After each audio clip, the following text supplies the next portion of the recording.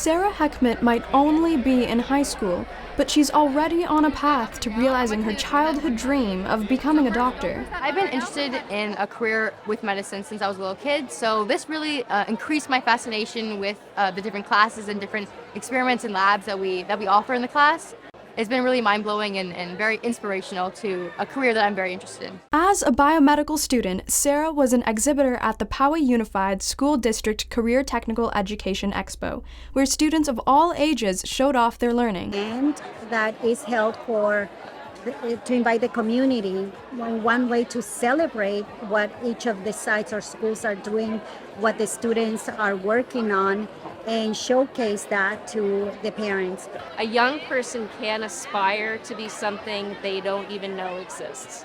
And so what we try to do for all of our students, whether or not they know exactly what they want to do or what industry sector they want to go into, is really to expose them to all of the different pathways within an industry. Featured pathways included emergency services, agriculture, digital media, engineering, robotics, arts, and more. As with all CTE classes, the emphasis at the Expo was on hands-on learning and experiences, even among younger students. Gateway to Technology class is fun because we code and get to do like different millie challenges, like create a shoe or build robots. The excitement at the Expo was contagious, with parents like Juan Figueroa impressed by all of the options available to PUSD students.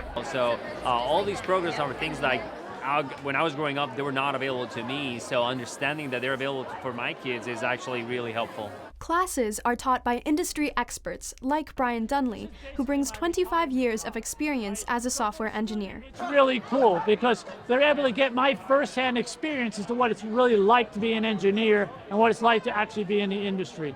So CTD definitely is something that allows us old guys to come back and give something to the community. Organizers hope even more business and community partners get involved in sharing their expertise with students, because passionate students now will create a strong workforce in the future.